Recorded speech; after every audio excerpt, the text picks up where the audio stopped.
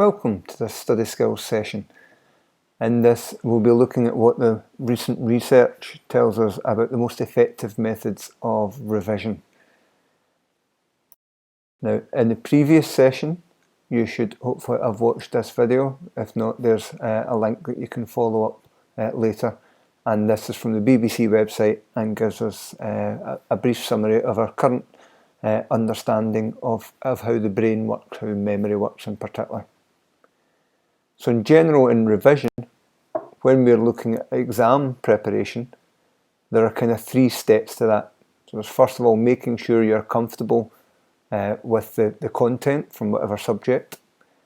You then obviously have to commit parts of that to memory, and then lastly practice using that. But this presentation will be very much focusing on the memorising side of it. So what does the research tell us? Well, by reviewing lots of different research papers, Professor Dąbrowski came up with what he thought were these three key ideas about revision. So it focuses on that idea of starting by reading your textbook, your notes, whatever material you've been made available. Make sure you understand what that is. Make a note of anything you're not sure about then. You can go and ask your teacher. But then his suggestion is to make flashcards of the critical concepts. There are variations on that. You can do things like mind maps and various other ways of doing that. But I'll base most of this on flashcards. It doesn't matter whether you use electronic flashcards or paper flashcards. How you use them is much more important than what format they're in.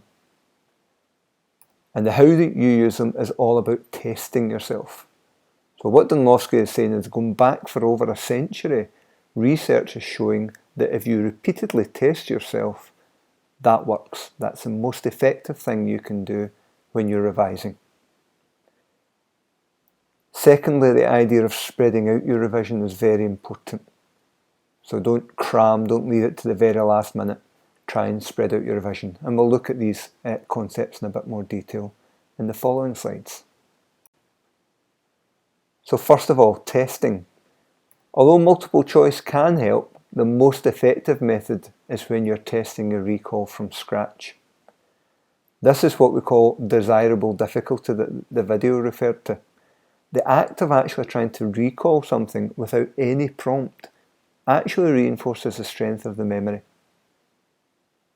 So it's really important if you're self-testing, for instance using flashcards, that you attempt an answer without looking at the answer that's on the flashcard.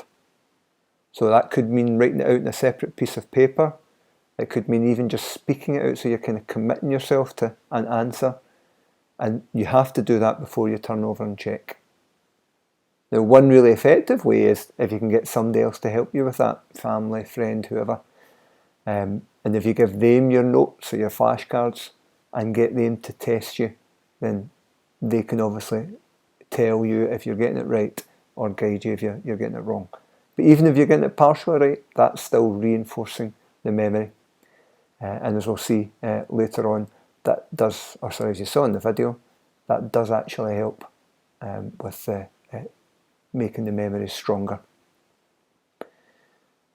The idea of spacing is based on this forgetting curve. So once again, this is based on studies that have been done testing how quickly people forget things.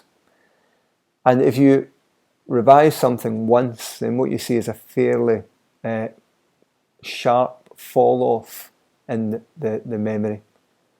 So they're saying within about 3 days you'll have forgotten a large chunk of that. But if you revise it again a day later, bring it back up to 100, then it falls off a bit more slowly this time.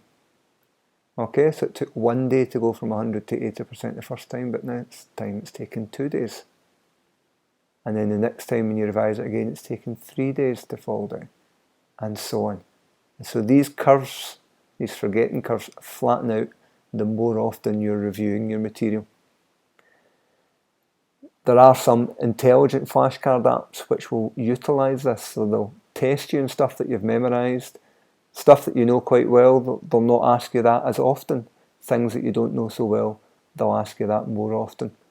So Brainscape is one I've been using with some of my classes, but you can find various other apps that do that.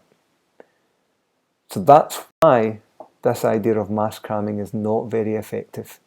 So if you load everything to the night before, not only does it kind of add to stress, it can mean not getting a good night's sleep and so on, it's simply not as effective.